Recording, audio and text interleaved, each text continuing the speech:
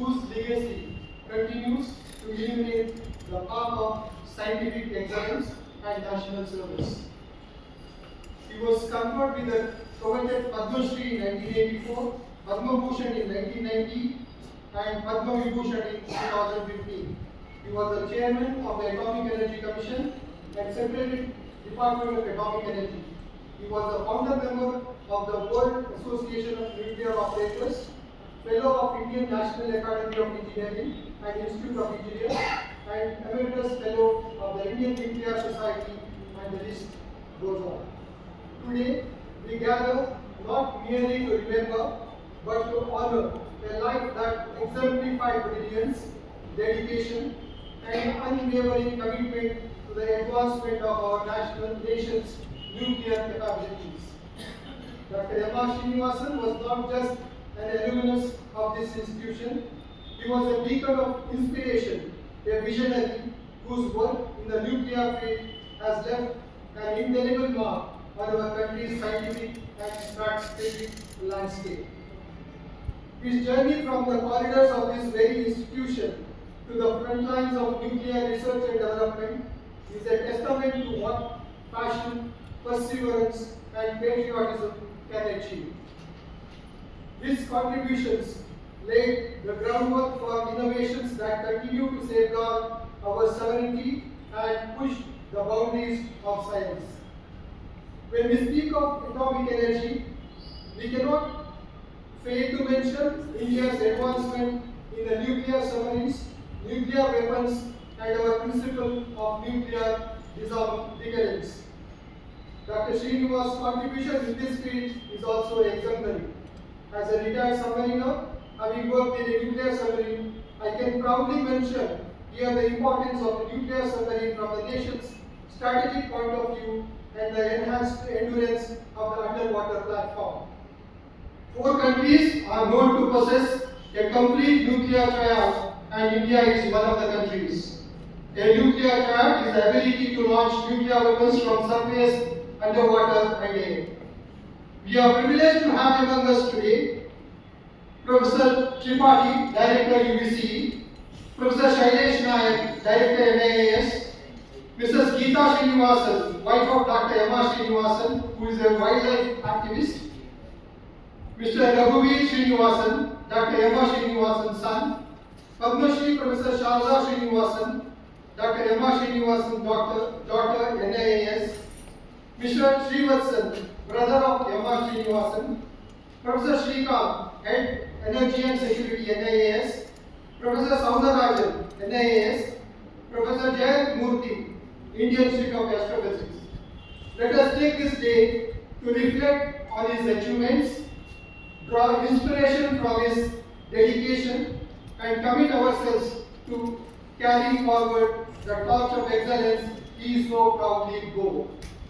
On behalf of UVCE Graduates Association, I once again welcome each one of you.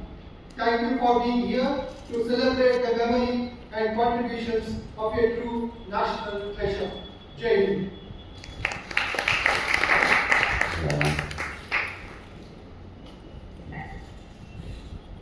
We will now have floral tributes by Mrs. Geeta Srinivasan, Professor Tripathi, and Professor Shailesh Nayak. Then we will observe in silence, and then we will get to the next part of the program.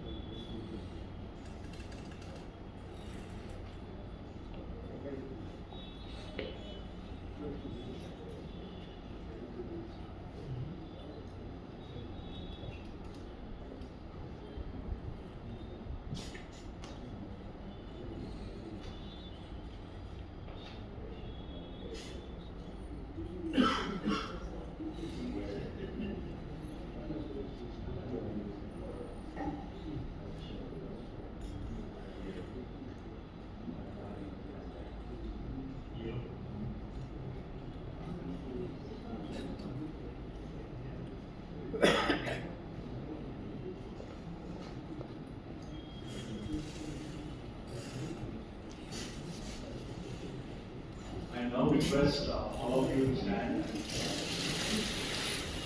observe a moment of silence.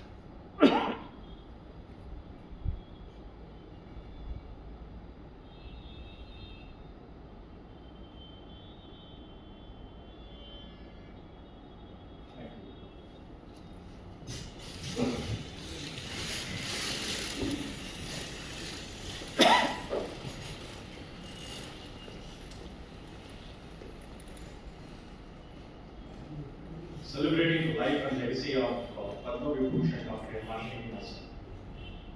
It is both a privilege and profoundly emotional moment for me to stand before you today as we come together to celebrate the life and legacy of UVCE's one of most distinguished sons, Padma Bhushan, Dr. Srinivasan.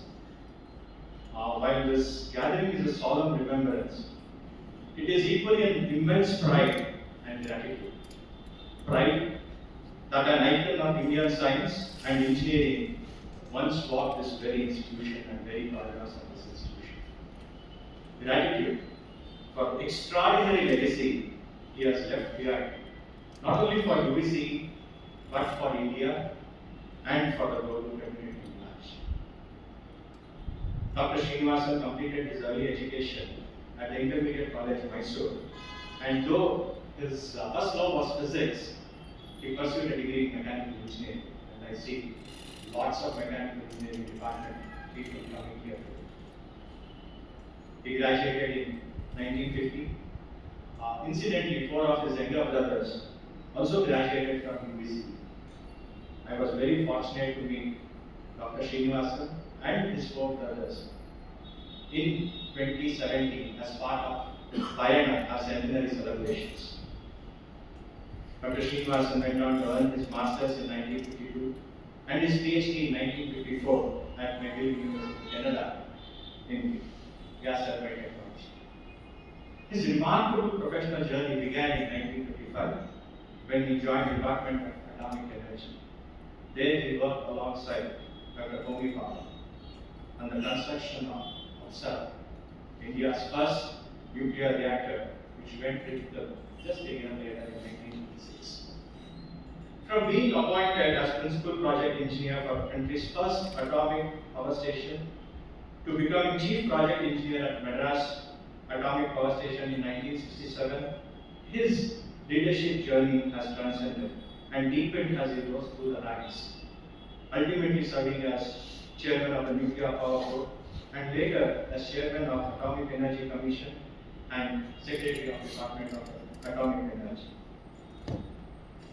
Dr. Srinivasan's stewardship led to the planning and execution of 80 nuclear power units, significantly advancing India's self-reliant energy journey. He also played pivotal roles as senior advisor to the IAEA, which is International Atomic Energy Agency, member of the Planning Commission, chairman of Karnataka Task Force on Higher Education, and member of India's National Security Advisory Group. He was a founder member of the World Association of Nuclear Operators, fellow of the Indian National Academy of Engineering, and emeritus fellow of the Indian Nuclear Society. But beyond these towering achievements lies the essence of Dr. Srinivasan, a man of intellect, humility, and unwavering national service. He was not just a scientist or a policymaker, he was a nation builder, shaping the contours of India's scientific landscape with wisdom and integrity. For us, at the UVCE Graduates Association, Dr. Srinivasan represents the quintessential alumnus. Deeply rooted in values, elevated by knowledge, and driven by lifelong desire to contribute. His story reminds us that UVCE is not just an academic institution. It is a cradle of visionaries, a launchpad for leaders. As we reflect on his life today, let us not limit our admiration to this moment.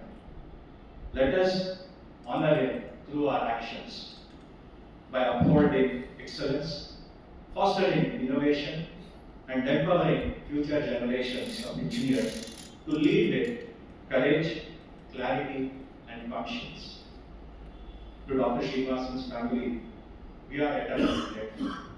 His name will remain etched in the soul of this institution. And to all of you, may his legacy guide our path forward. May we find in his life not just inspiration, but purpose. Thank you. Jai Hind.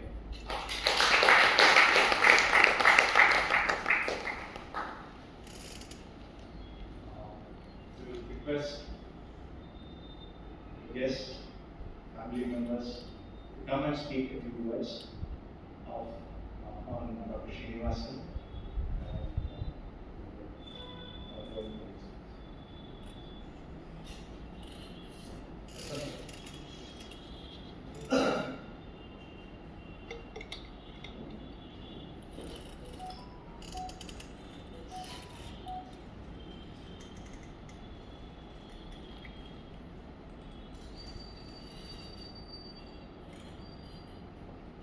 Good morning, everybody.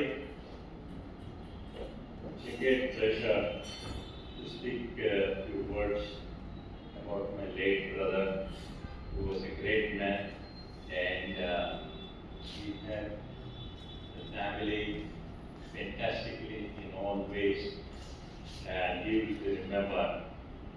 And his contributions to the country, as already explained, are numerous, and we are proud of our late brother.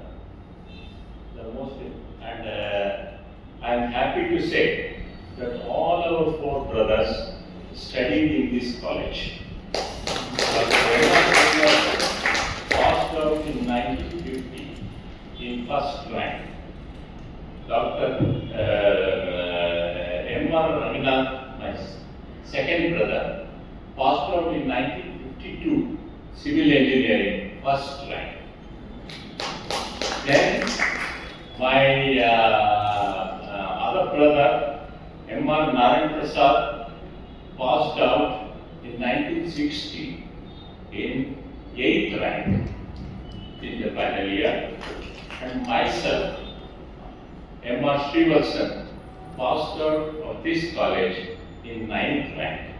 So, even though we have deteriorated in terms of rank, but we kept the family traditions alive. And I am grateful to God that we have been able to do this. And after that, my elder sister's son, Ravi, passed out in 1982. 84. And his sister passed out in 1982. So we have got 6 alumni from the family in this great college. And I was grateful that during my time we had superb teachers. Dr. P.R. Narlekar, Gunduru, then Vairappa was my pet professor because I was electrical engineering, and I have great memories of this great college. And my brother started it all. He was a gem of a man in terms of his educational career and his professional career when starting from his work in Chennai, in Kalpakkam, where he did the first job for His contributions are immense, and I'm grateful to God that his contributions have been appreciated with awards from the Government of India, and it is a great pleasure to state that amongst our friends here from UVCE. The other most important thing is my brother has always been very helpful to all family members. I remember that we all came from a very meager, lower middle class family. My father was a teacher in high school, and we were 8 children.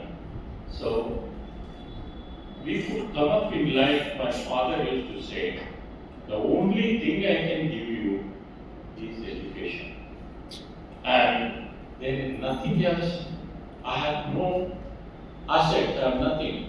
When he retired, my father used to get salary of 430 rupees. So you can imagine how our family was when we were young.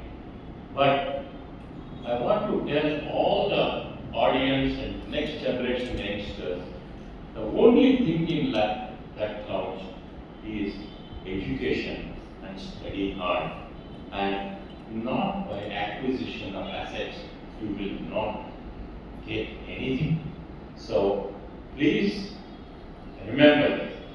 And when I was about to leave to France in 1965 for my first training program in a place called Lyon in France, I stayed in my brother's place in Bombay, and my sister-in-law Geeta, and he taught me everything I had to know when I go to a foreign land, because I knew nothing. I came from such a small family that we didn't know for eating we had to have pork and lime. So that was our condition. We didn't know anything. So everything my sister-in-law taught me, and I am grateful for her training during the 6 months where I stayed with them, and then I took my first trip abroad in a ship to go to Marseille. So this was way back in 1965. So my brother's contributions to the family through India has been fantastic. I thank you for having given me an opportunity to share a few of my thoughts. Thank you very much. Namaste. Namaskar.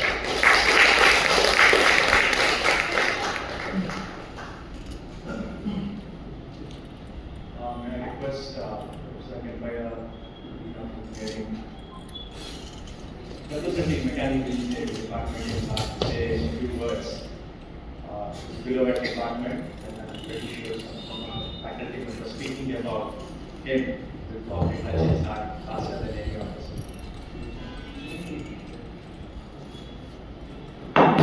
Thank you, sir.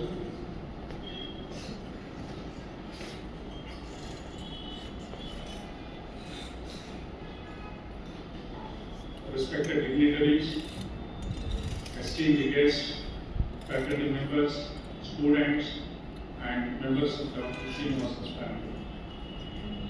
It is a profound honor to speak today as we remember one of our most distinguished alumni, Padma Vibhushan, Dr.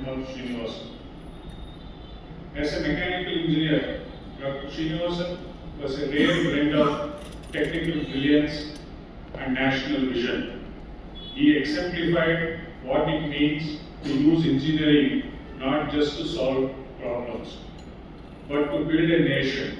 His role in shaping India's nuclear energy program is etched into our country's scientific history.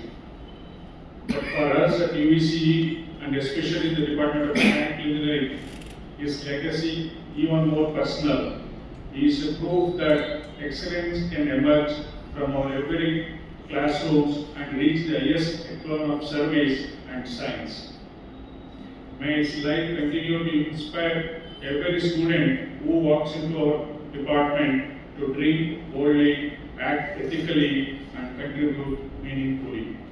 In fact, I had an opportunity to meet Dr. Padma Srinivasan in the year 2005 when we took him as a chief guest at Polar Goldfields at the Golden Valley Institute of Technology in the annual day.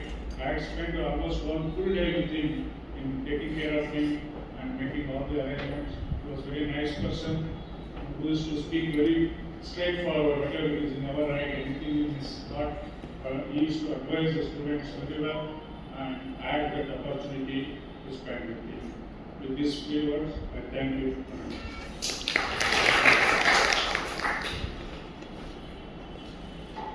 I invite Padma Shri Shailesh Nayak, Director at NIS, to speak a few words. Thank you, sir.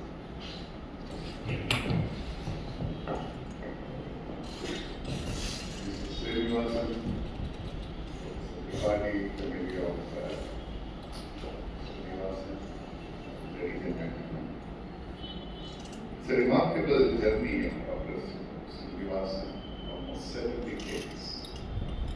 I think there will be many few people in the world who have served the country for 7 decades.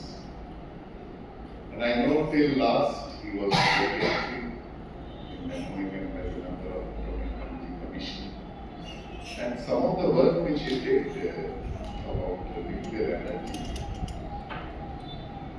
the vision which he had, because today when we look back, we realize now that if we have to achieve the net zero, like 2070, it is not possible without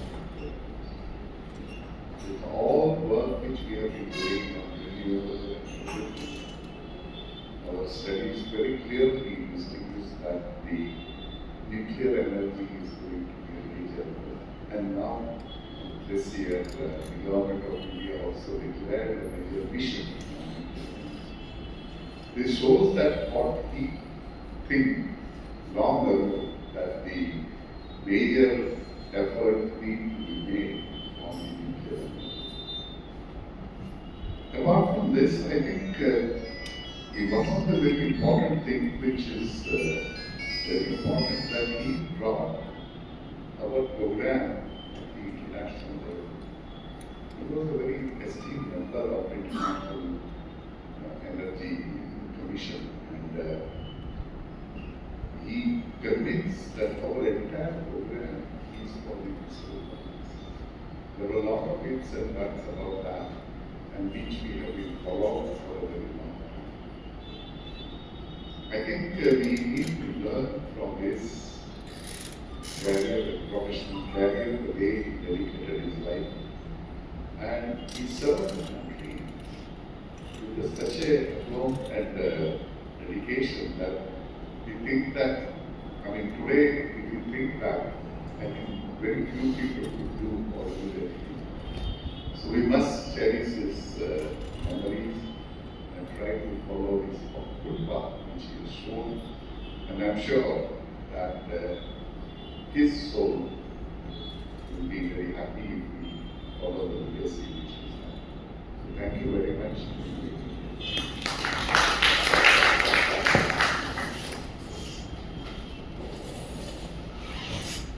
May I now invite Professor Shri to say a few words.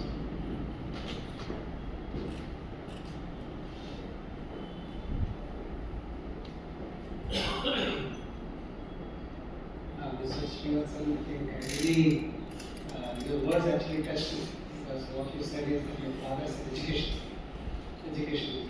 That's exactly what my father also taught me. One more thing which I think I wanted to add to what you said. My father also told me the eldest son should show the way to the youngsters. And I think in that respect, Dr. Srinivasan has I think he told about his contributions to the family, which I feel very happy to know. The greatest thing I think he has done for the family is to share an example, right from the way that he started his career at UVCE and beyond. I think that is the standard at which basically my father also taught me. And I'm very happy that you recall those days. And what I would actually say today, Dr. Naik already mentioned about the nuclear energy mission. And what today we are able to think about this, that we can actually expand our nuclear energy capacity from today's meager less than 9 gigawatt to 100 gigawatt by 2047. We can do that only because the legacy left by our states. Well, many people basically, if you look at the Department of Atomic Energy, people glorify the Pokhran 1, Pokhran 2, and all those things which are all physics. But I think equally important is the engineering aspects, the project management aspects. And I think Mrs. Geeta is here, Mrs. Shada is here, my colleague is here. That in 1974, when we had Pokhran 1, and the Canadians, I think, simply dropped their tools and went away from Rajasthan. How was RAPS 2 commissioned in 1981? And at that time, Dr. Srinivasan was the person in charge. Then, of course, Madras Atomic Power Station. And Madras Atomic Power Station is really special, mainly because while the RAPS 1 and 2 were largely based on Canadian design, and where I think the challenges that Dr. Srinivasan must have faced, because if your technology supply goes away, if your main equipment supply goes away, and you are in the middle basically of, you don't know what to do. And the way that it is not only his commission, his technical capability, but the way he has encouraged Indian industry. And this is something that we cannot forget. Getting Indian companies like lock manufacturer like Godrej, Walchan, and many other companies. We all think about BHL and LNT, but he brought in actually all those companies, nurtured those companies to enter the nuclear arena. And therefore, basically, we actually commissioned MAPS 1 in 1984. And the beautiful thing is till 2024, MAPS 1 and 2 are operating. It is still undergoing now a NMAS coolant replacement. It's going to start again. So the wonderful thing is that something that, everybody thought, the Canadians and Americans thought, when they left in 74, we are gone. We can't commission anything else. And what Dr. Srinivasan showed, that if you apply your mind, and if you are dedicated to the country, and if you have a spirit of teamwork, and if you are able to encourage the private industry to come in and contribute to the nation, I think that is his greatest achievement. And if you look at what has happened after MAPS 1 and 2, I just counted yesterday, in a short span of time, 1984 to 2000, because he retired in 1990, but all the reactors that were commissioned in 2000, no doubt that basically they were based on the standardization that he developed in MAPS 1 and 2. 1984 MAPS 1, 1986 MAPS 2 were actually the time when we developed the Indian PSWR. And that's very important. It is no more the Canadian PSWR, it is the Indian PSWR. And today the International Atomic Energy says very clearly, it is the Indian PSWR. And if you look at the performance record of those reactors is enormous. There are many reactors which have run for more than 1 year continuously, and some of them have run for more than 2 years. IAEA has set a world record. So the whole question is, that is the challenge. How do you come up with this sort of adversity? When people who are white skinned think that you are not harmed, they drop you dead, they took you for dead. And took the whole team, revived it, and those days, I think 74, I still recall what sort of economic situation we are all in 74. I remember the Russian queues and all that after the Bangladesh war. At that point of time, to basically build a nuclear reactor, of course it was political will, but also a leader. And I think what I would say, that if we don't replicate what Dr. Srinivasan did, we can't succeed in our nuclear mission. And I think that way actually Dr. Naik just mentioned, that's very much in harmony with what Mrs. Geeta has been doing. Wildlife cannot exist without biodiversity, cannot exist without forests. And if you want to counter climate change, our studies and yes indicated before anybody else, before it became fashionable now, nuclear energy is real. I had a great opportunity thanks to my colleague, Professor Sharda, to meet Dr. Srinivasan last year. I went to their home and I chatted with him for 3 hours at the age of 94. So I gave him one of our reports and saying this is our vision, this is how we want our thermal power plants to be converted to nuclear power plants. He listened to me patiently, and throughout the whole time, I could never imagine that I am speaking to a person who is 94. The mental alertness, the acuity, the wisdom, the talk, I really, I felt, I don't think that I will, if I live to be 94, I don't know. I don't think I can ever imagine being that amount of, mental alertness, acuity, and, up to date with what is happening in the world. So what I would say to all actually is a glorious life. I told Professor Shata that yes, we should celebrate his life, and Mrs. Geeta. It's a great son that India had. And, I feel very, very proud that I got this invitation to speak on his behalf. Engineering capability, which unfortunately is getting lost nowadays because of the IT sector. The project management capability we are losing. I think the work of basically building teams to make big things happen, these things we are losing. And I hope that this legacy that he has built, we'll get it back and we'll be able to build our country as a region. Thank you.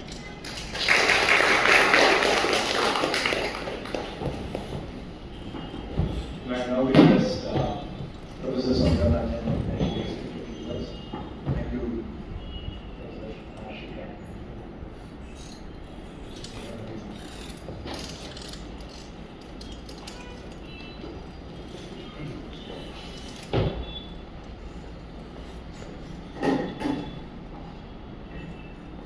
At the outset, I thank the family of Srinivasan to get an opportunity to talk about such a great man. I work at NIAS in a discipline called Strategic and Security Studies as like international.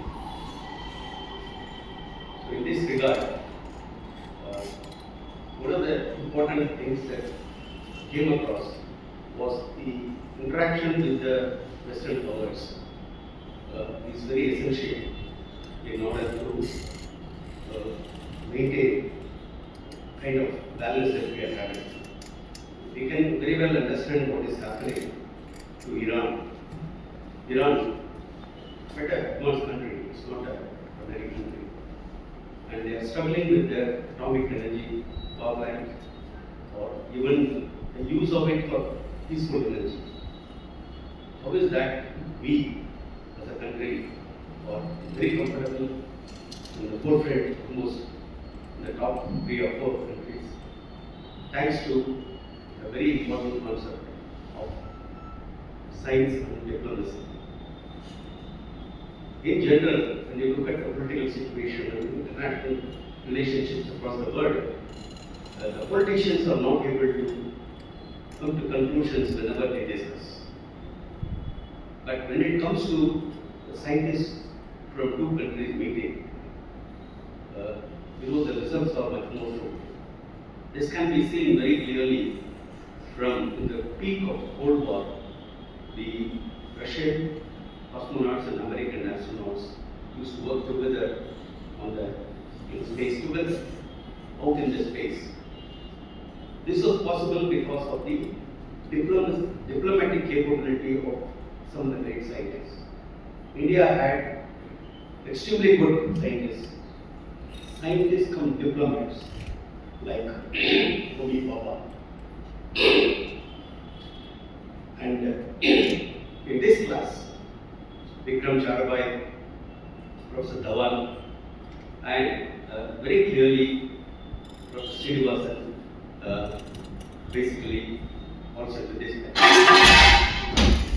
He was instrumental in convincing the world as part of the team that he led to the US quite a few times to see that India's purpose to convey to the world that we are going to do this in a peaceful manner and for peaceful purposes. And even the transition to having our own nuclear capability in terms of the weapon was done so beautifully. So it's just not it was just Srikant brought out the technical capabilities of the person, but I want to emphasize the ability of this person to be a diplomat. And to prove the point, he also was a member of the National Security Advisory Board for more than 8 years. Invariably, the NSAP is constituted with police officers, military officers, foreign service people. But he did a wonderful job. For more than 8 years, he was with the NSAP. Like Srikant, I also had an opportunity to meet him on his last birthday in January. And I just spent a couple of 2 minutes, maybe 2 or 3 minutes, and I was briefing him on meeting with SISAC.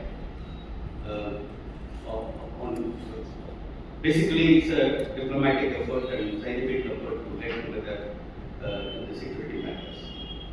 He was so crystal clear, and in the brief couple of minutes meeting, he was able to distinguish between the two SISACs, which are one with the Stanford University and one with the National Academy of Sciences. And I was really stunned by his, his words, acuity and alertness in terms of, and I wish more technocrats, come diplomats, are born in this country to lead the country in the future. And I congratulate this family for having such a proud man. And thank you very much.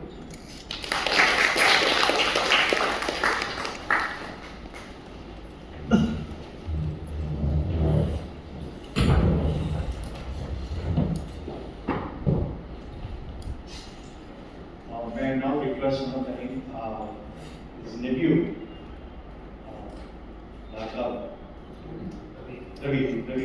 Ravi to speak a few words. I'm also an alumnus, 1984. Yes. Probably among the family members, I am probably the youngest in the alumni of UVCE. Dr. Padma Shri, my uncle, is my mother's younger brother. So I graduated in 1984, mechanical engineering, and immediately joined last year diploma. And I had the opportunity of seeing firsthand in L&T itself what my uncle was doing for the nuclear power business. We were establishing a completely new heavy engineering section in Jamnagar as well as in Mumbai. And we did not have these huge forging machines which would make products which are nearly 100 tons in weight, massive forging machines which we had to import from Russia. And all of that was done during the tenure of my uncle. And practically, he has handheld L&T to whatever it is today, especially on the nuclear business. I distinctly remember when I was a young guy, we used to go to Mumbai for our summer holidays, and I asked my uncle, I want to see what this nuclear reactor is, because we had no idea what this nuclear reactor is supposed to be. And one fine day he said, okay, come with me, and he took me to Tarapur. So we went to Tarapur, he showed us the nuclear reactor. Only then I realized really high tech is nuclear science, it is not IT.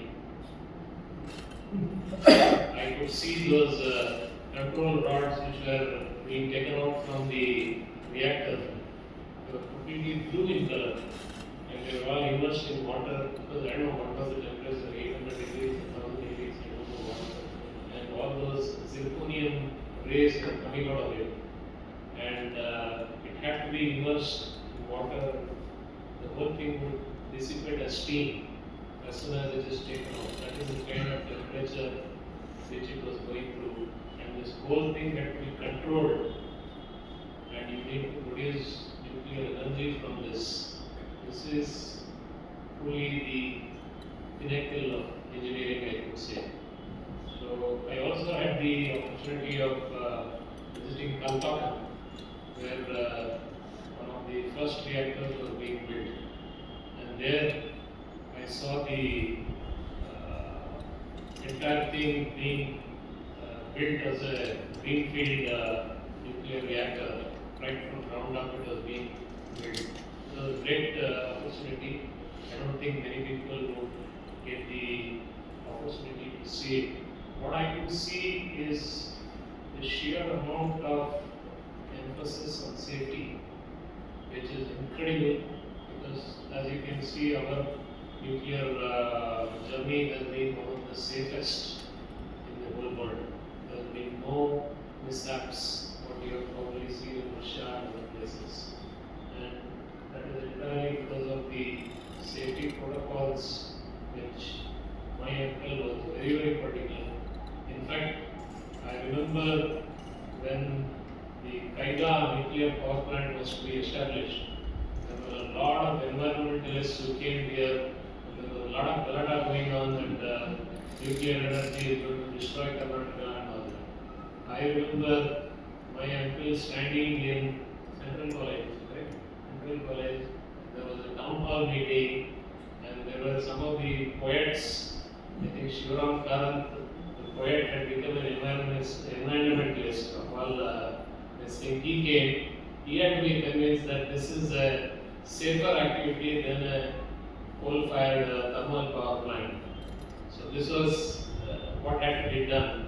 And now, even if there is no rains, we have Kaiga producing nuclear power for us. So these are the legacies which I am sure is something which my uncle has given to this country.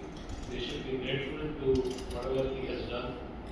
Of course, we will miss him in our family circles, because he used to be a regular fixture in any event. Whenever we would go to his house also, we will miss him. I wish all his family members have the courage to bear with the loss, and that is what I wanted to say. Thank you very much.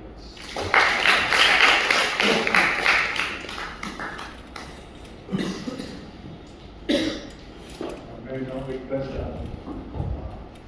youngest person, the student, who is going to give his perspective. He is one person who actually interacted quite a bit in the last year or so. And I thought it would not be complete if this current student from this college doesn't share his experience with all of us. Rahul.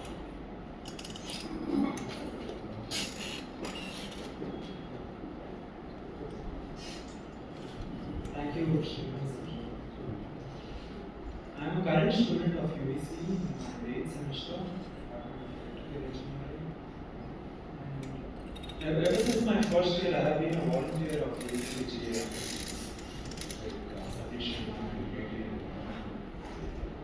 I have been a part of two activities called Sampala and the UVCE Chronicles, where we interview alumnus.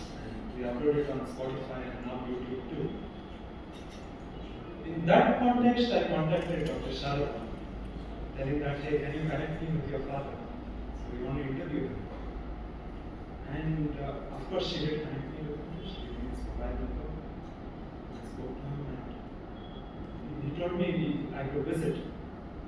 He clearly told me the address of his house, 612 11th Cross, 2nd Page, I was like, okay, fine, I will come. But he again called me back. He told me, Rahul, I don't live in an apartment, I live in a bungalow. So, it's like, sure, sir. Which happened to be very close to my house. Then I told him about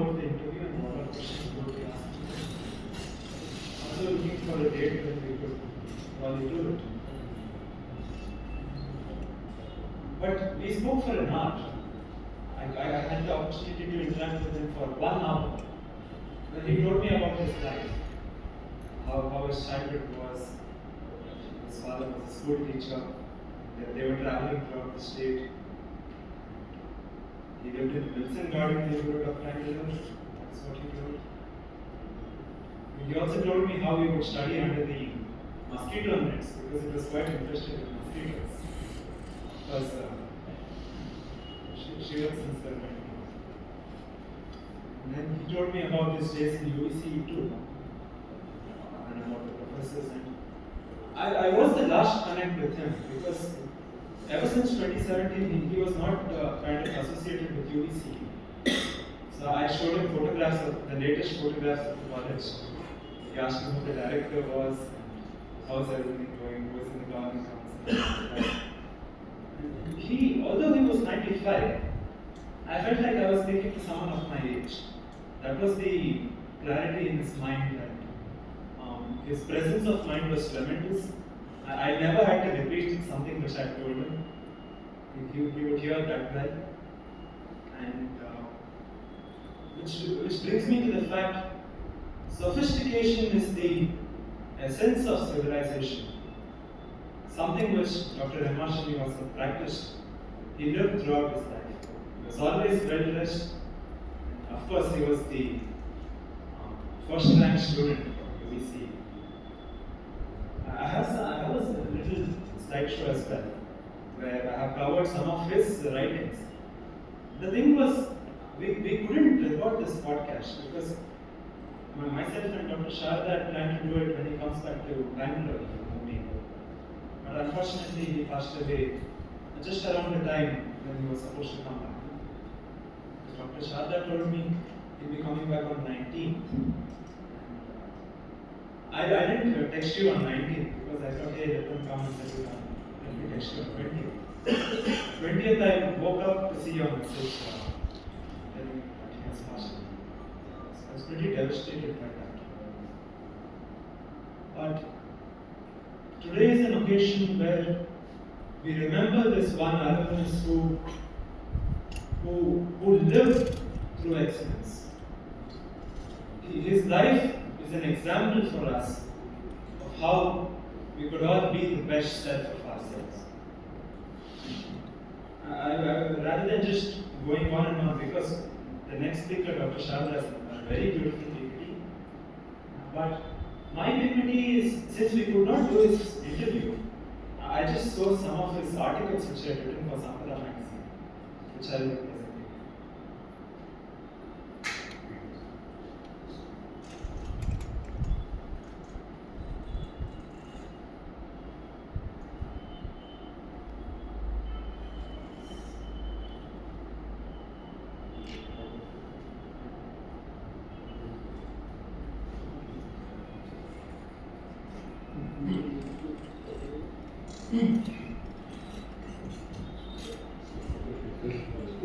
These articles were written in.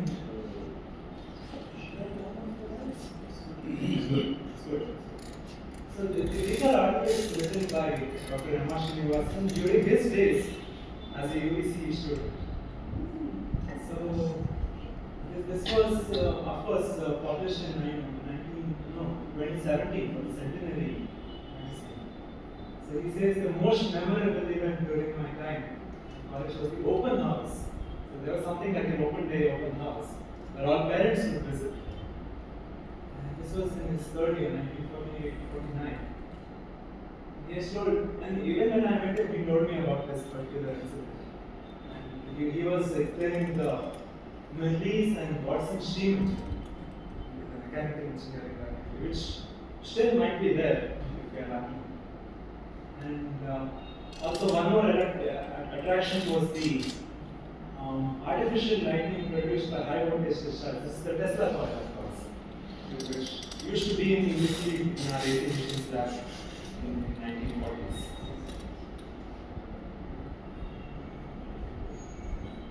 This is his graduation ceremony.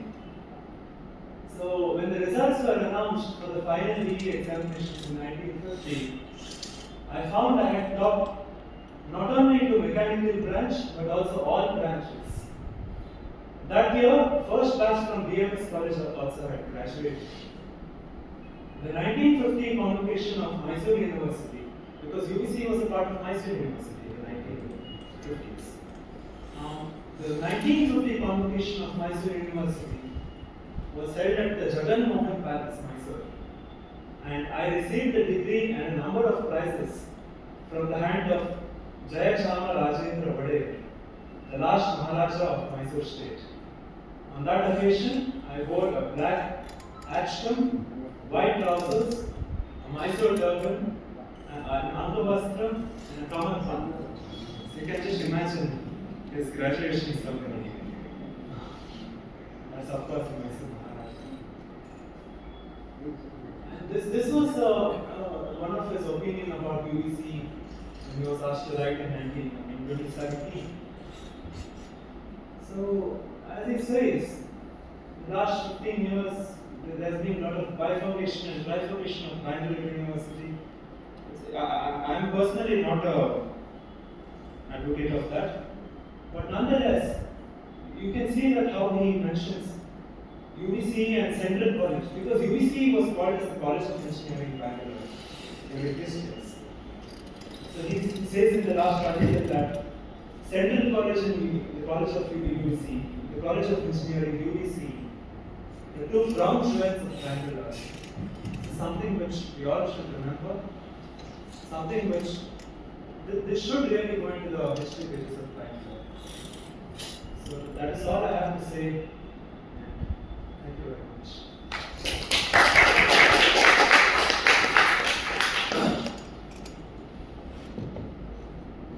Thank you so much, Rahul. I now request his daughter, Dr. Srinivasan, to walk us through photos, video, and her own anecdotes about her illustrious father.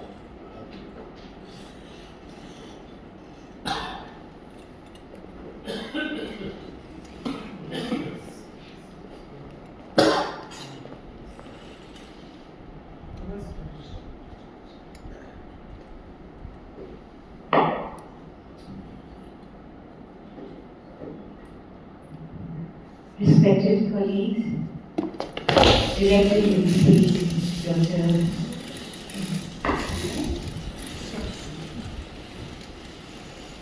Respected Director UVCE, Dr. Subhashi, Director National Civil Plant Studies, Mr. Sailesh Nayak, and so many members of family and friends.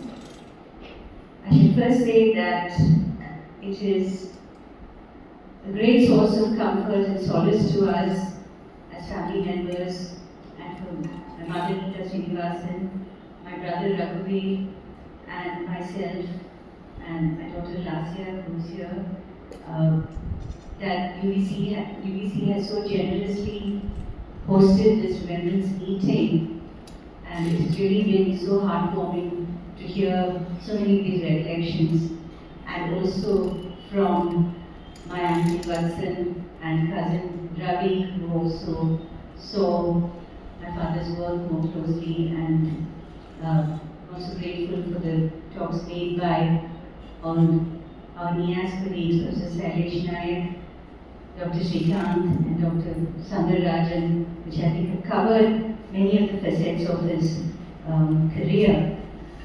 But I thought I would just take us through some of the nuances to look at the personality behind his many successes.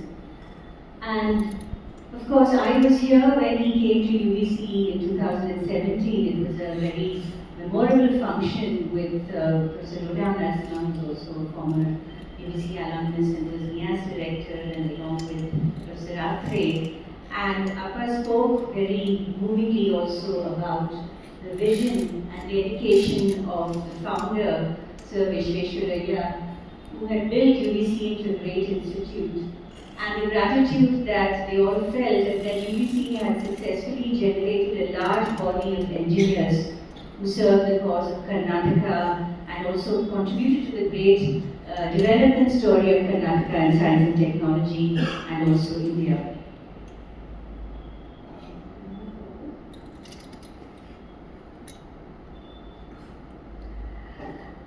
Of course, many of these facets of his work have been already covered, but I was also quite closely involved perhaps with just the seeing his book, From Fission to Fusion, coming together, which was on the story of the atomic energy program, and maybe a little bit of the minor proofreading or edits and so on. And this cover picture, of course, Ravi has also pointed to it, but this was one of our very memorable visits which Raghu and I went when we were young teens to Tarapur, and I'll still never forget how we put on the radiation protective suits, and then we went inside and saw this very beautiful Cherenkov blue, the radiation of the underwater reactor, which is also very eerie and deadly, pointing to the way in which he's always talk of technology as being a tiger which has to be ridden. It can be put to great benefits to society, but we also have to learn how to master it. And I just put in this photograph of his from his inspection visits to Kaprapar because I think even though this was at a more advanced stage, it really captures a lot of his personality because I think in that sense he was very much the person that he was at work also, even at home. He was always inspecting and correcting, and he was a real taskmaster. And sometimes, of course, I think as children we get quite exasperated and say, stop being like the nuclear inspector at home. But and he also, of course, was very into like Gandhian ethics. He used to tell us to, wash our own toilets, and he would always make up his own bed and this and that. So very fastidious person. But you can also see why that he had, such a kind of perfection and this Hawkeye, which was very important in terms of building the safety facets and so on of the nuclear industry. And he worked a lot with many of the leading figures in industry. With a nice photograph there of him with J.R.D. Tata. Next slide. And of course, it was very thrilling to be with him when he got the awards. My mother and I, we were in the Parliament House when he got the Padma Shri from the President of India in 2015, and then also the Karnataka Rajyotsava, which he got in 2018. So I've been very lucky to be with him through these personal milestones. The Rajyotsava was, of course, from Chief Minister Siddharamaiah. Well, I put in this slide which Amma found in his archives of Appa and a tea party of Queen Elizabeth in the UK in the 50s.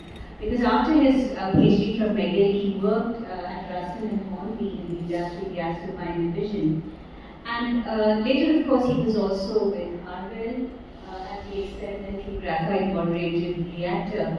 And he has, of course, written also in his book about how it was really, he was getting a lot of these very great offers from GE and so on, but it was really the vision of Sarabhai and Bhabha that moved him to come back to India. And in his book, he also writes about how it was the bet between Bhabha and Sir John Cockcroft, who was heading the UK Atomic Energy Agency, which really set off the whole nuclear adventure at Apsara and so on. And I also put in this photo because, as mentioned, he was a very fastidious dresser, and as my daughter mentioned, he would always ask her to pick out his ties for every event.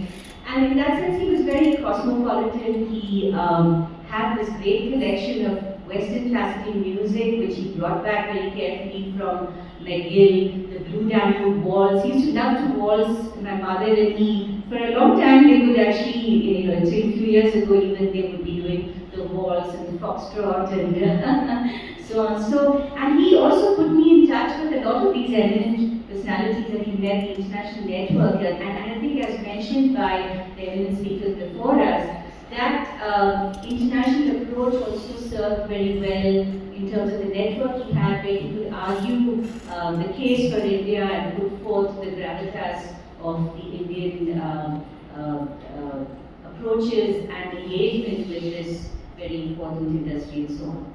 Next slide. And for instance, I was also introduced to Sir Bernard Frieden, and Robert Frieden in the UK, who mentored him. Professor Barriers in France, who was with the nuclear program. St. Hecker, who sent his very warm tributes, and many others. Well, I already mentioned, I think it was perhaps through the computer there's an informatic problem. But anyway, as has been mentioned by my dear Homi Bhabha, he's spoken a lot about my grandfather, Madhu Ramaswamy, who was also a teacher, and I put a slide up there with Fort High School. He was also teaching in Madhugiri, where my father was born. And in fact, V.S. Naipaul, the Nobel laureate, actually wrote a paragraph in his book, India Million Mutinies, where he went all the way, he came all the way and interviewed my grandfather because he was trying to make the point that it was a tradition of learning, also the priestly learning and so on, which in a way was then put to good use by people of that nature to bring about this scientific trajectory in India and nurturing the future generation of scientists and so on. And below here you see also this very nice fine photo of the wedding of my father with my mother Gita there and my grandfather Madhu Ramaswamy sitting next to him. And next to my father is my mother's grandfather, Divan Sir C.P. Ramaswamy Iyer, who is a very well-known administrator, neurologist, and Divan of Travel Corps. And so this is very beautiful. One of the rare fine photos that we have of all of them. He, of course, passed away the year I was born. Next year. And I also put in this very nice photograph from their wedding with Sir C.V. Raman, the Nobel laureate in physics. And in 2020, Appa also gave the lecture at the National Science Day to celebrate the discovery of the Raman effect by Sir C.V. Raman. And there he spoke very animatedly of the lectures that he attended by C.V. Raman, where he was a great public speaker who inspired him also in terms of science communication and the spread of scientific temper and philosophy and so on. And we were at that function, my mother and my brother and I. And since we've heard a lot from the family, all the various members who have been through these very hallowed corridors of UVCE, I've just put in the photograph of our Bhavani family. But I also want to say that for me, as a woman who went into science, what was also very inspiring is that a lot of my father's sisters were also already accomplished teachers. Ravi's mother, Lakshmi, was teaching physics, and this is of course in my Auntie Vatsan's home itself, this photograph. And so my aunts were also, all of them engaged in scientific pursuits. So I was quite inspired in that sense when I went into engineering. And above, we just put in here the photograph of the family temple in Manur, which is on the way to Mysore, the Aprameya temple for the worship of Shiva. So that also inspired me, into my pursuits in physics, because he would very elaborately explain the processes of the chain reactions from the fission, nuclear fission reactions, which led to the generation of energy and electricity and so on. And that's when I also took up pursuits in IIT. Well, I would think it would be fair to say that my father, perhaps more than anyone else, really was the one person who travelled quite extensively to many corners of India in terms of site selection and the setting up of nuclear power reactors. And not only that, he had a great fascination with all sorts of power reactors. I've also been taken to hydrogen power reactors, for instance, in Karnataka elsewhere and so on. So that was also something which had quite an effect on us because, for example, I remember in Kota we took this boat ride in the dacoit-infested Chambal ravines on both sides, and then in Narora we were taking this boat ride with the gharial and alligators around us. So I think all of that also contributed to a certain adventurous spirit which I inculcated, which also perhaps led me to the study of pursuit of archaeological sciences and archaeometallurgy. And there was also very direct influence of his because then I found myself getting interested through his explanations more and more into the uranium thorium geochemistry and the techniques that I used of lead isotope analysis for the characterization of archaeological artifacts, I can say it was also something which I took to because of hearing so much about the uranium thorium cycles and so on. And up there I also put a slide of our book, the India's Legendary Wood Steel, which I co-wrote with Professor Ranganathan at NIAS, where we also brought to life the achievements also of Karnataka in this in steel production and so on. And I'm also mentioning that we're very grateful for the support of Dr. Muthuraman, who was with Tata Steel then and now the governing council of UVCE. Well, this was a slide from Kalpakam the earlier years with my mother, and I think this was a very seminal time, of course, because Srikanth has talked about the ways in which this was a seminal period in terms of overcoming the Canadian and other sanctions following the Pokhran one-nuclear test and in terms of developing the indigenous capabilities.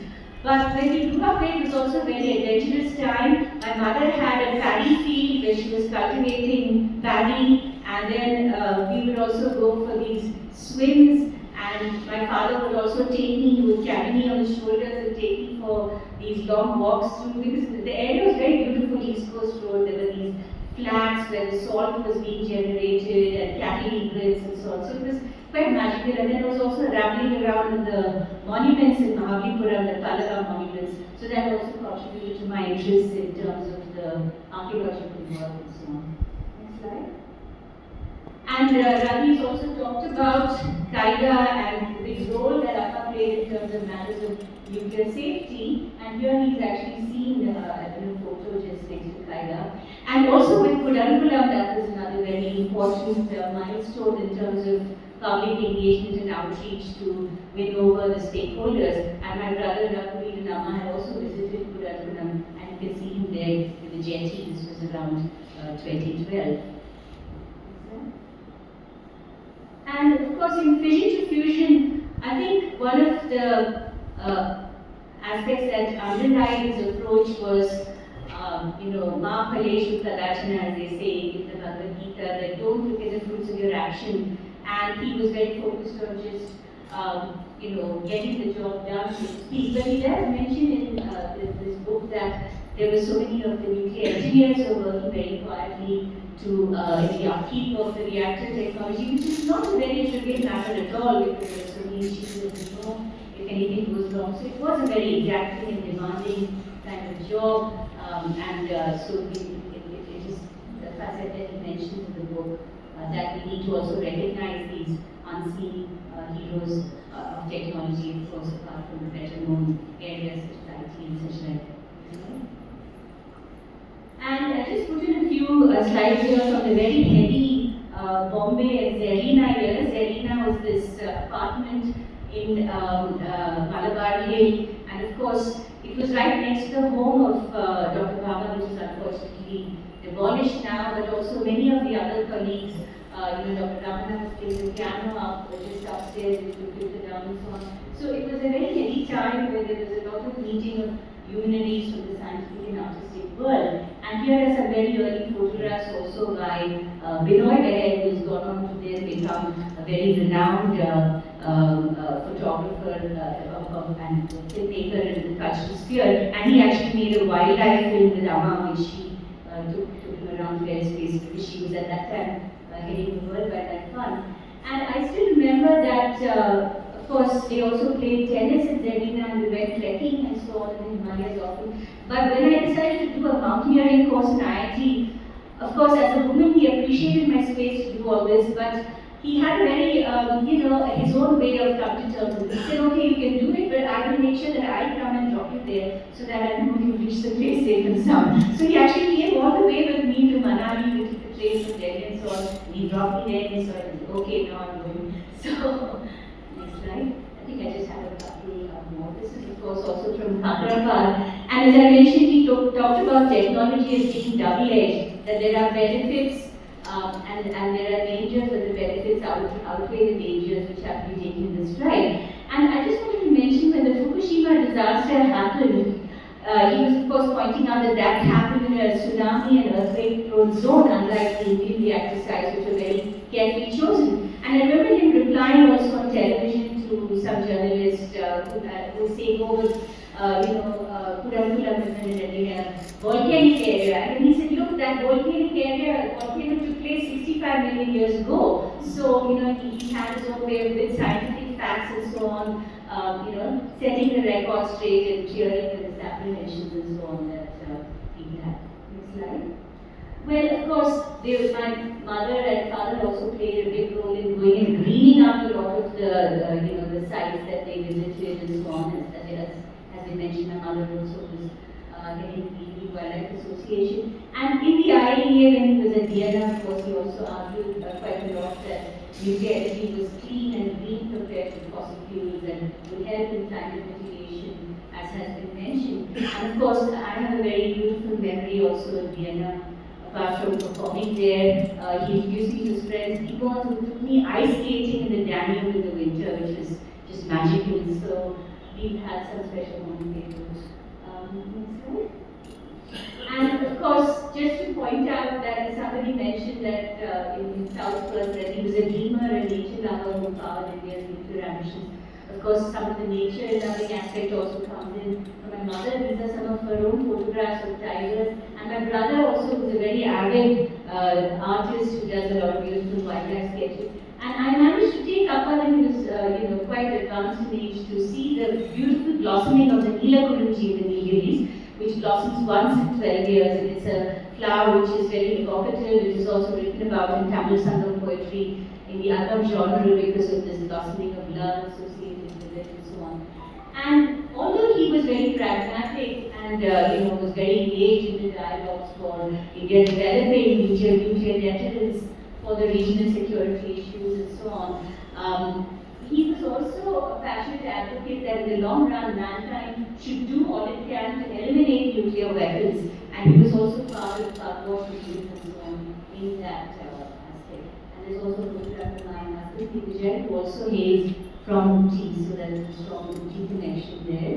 Next slide. And this is my last slide. This was just to show also his connect with the local activities in the Nilgiris. This was the Ooty Literature Festival, which my mother organized. And my mother-in-law, Hindu, who's not been keeping very well actually in the past week or so, she's also seen just behind Appa.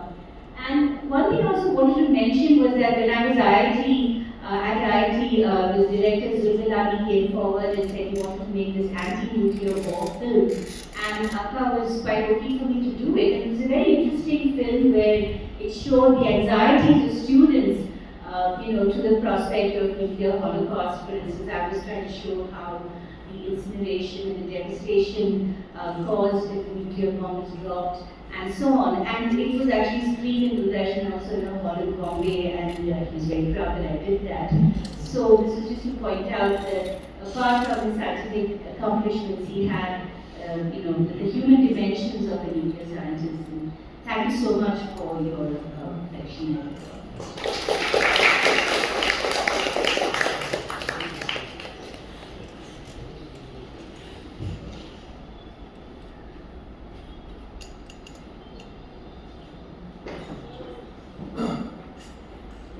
We are now request Dr.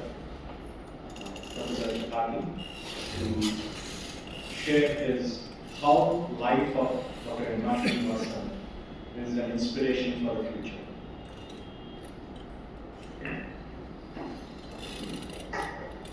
I'm deeply humbled to be part of this August assembly. Very eminent personalities in the science, engineering, society. The blessed family of Dr. Srinivasan, Madam Srinivasan, obviously Mrs. Srinivasan, my faculty, colleagues, students, I am wishing you grace. I heard the name of Dr. Srinivasan when I was a student at IIT Bombay. And we, being students of science, we used to talk about him as one of the leading lights in science and engineering. And subsequently, while I am sitting here and coming to know the various aspects of this great personality, star of Indian sky, of science and engineering, the great son of India. It's very humbling for me and it is a great learning. More so, he walked through these corridors, sat in these classrooms, and that actually elevates the standard of this university. And that also propels us to achieve greater heights that this great son of India envisioned, and the contribution that he made in the field of science and engineering, peaceful use of nuclear power, and the personality that Sarada just explained is amazing. We are here. I'm glad that I am part of this August Assembly that we are celebrating the life and vision of a great visionary of this country. I wish that our students, faculty, and the younger generation take a leaf out of his learnings, his life, his strides, and his achievements, and make this country great. Thank you.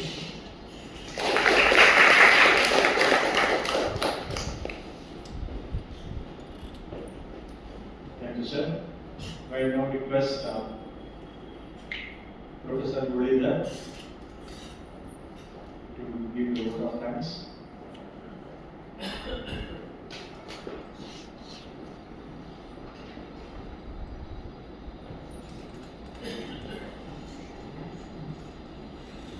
Namaskaram. Good morning.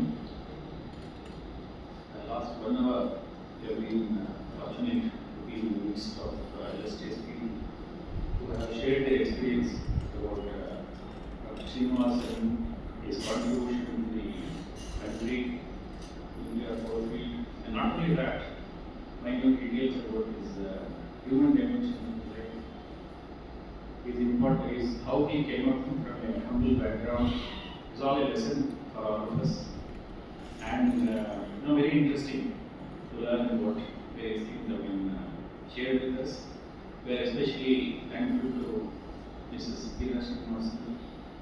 She was, she claimed state case. She had a problem, but she is still strong enough to climb through to see. And Dr. Radha Srinivasan, who shared very interesting anecdotes about his life, childhood, how she grew up with his father and mother.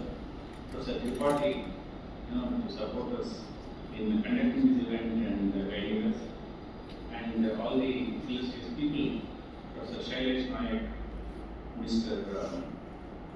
Srikanth, Professor Soundarajan, all these people who have given very interesting details about their experience with him, and also we are thankful to the family members of Dr. Srinivasan, who have come out to here, brother, and his son, and last year, Ravi, all of you.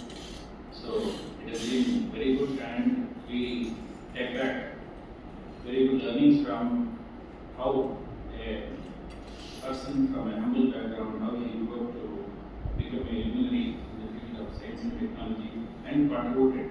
He had the opportunity of working in a foreign country. His life trajectory would have been different, but he chose to come to India and contribute to the growth of nuclear power industry in India. We thank all the alumni, faculty members, students for participating in this event. Thanks for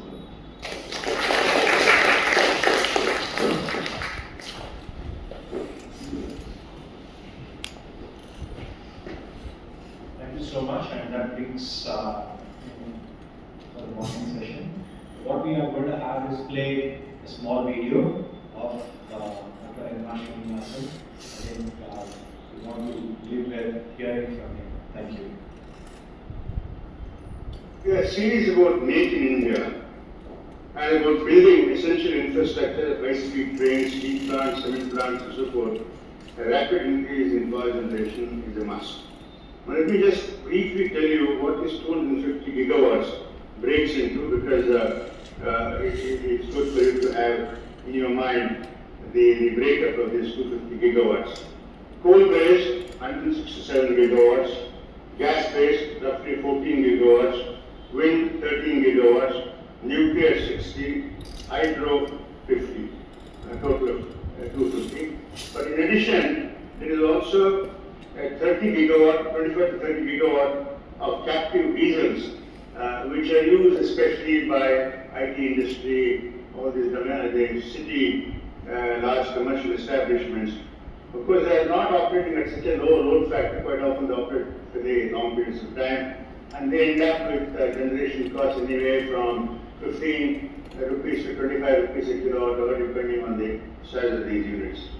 Currently, 70% of the kilowatt hours produced in India is from coal, and the balance is from the other sources.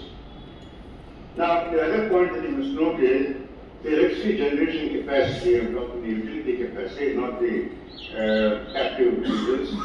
47% is owned by the states, 21% by center, like NTPC, NHPC, and other institutions, the atomic engine support, and 32% is private. So kindly bear those numbers in mind.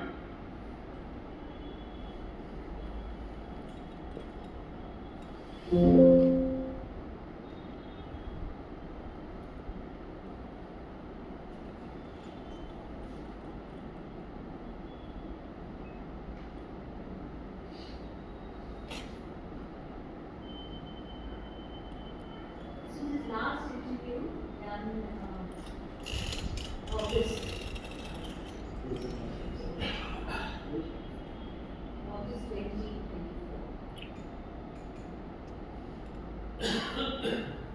2024. As such, India continue to believe that we should not develop nuclear weapons as such unless there is a real need from security point of view, from a national security point of view, but that we should not give up the right to develop if necessary. Later on, developments in India's neighborhood, with China acquiring quite a strong nuclear arsenal, and Pakistan also being helped, especially with China to acquire nuclear weapon capability. India itself changed its mind, and in 1998 it carried its own series of tests in May 1998, whereafter Pakistan also had its own series of tests. So the fact now is that apart from the original 5 weapon powers, India and Pakistan also joined this team. In addition, separately, Israel had been feeling that its own security in the Middle East would be threatened by the Arab nations because of the very large imbalance in the strategic equation, because there was only a small Israel amidst a whole lot number of hostile Arab neighbors. They felt it was necessary for them to have a nuclear weapon, and generally believe that they developed a small nuclear arsenal to see that their security was assured. Now, for quite some time, the world has not actually faced any real nuclear weapon danger, although there was a Cuban confrontation with the US and the former Soviet Union, which was properly controlled by diplomacy during the time of Kennedy and Khrushchev. But there has been an uneasy relationship over time. But in the Ukraine context, some noise is being made whether nuclear weapon will be used there by Russia. Russia, of course, has said if its vital interests are threatened, it will do so for reinforcement if any nuclear weapon is used by any party there, because it's then going to lead to unpredictable consequences. One hopes that confrontation in Ukraine, between Ukraine and Russia, will get resolved without that happening, as it will only be used for peaceful purposes, like electricity production or high-grade heat and so on, and not for weapons and not as an instrument of international coercion.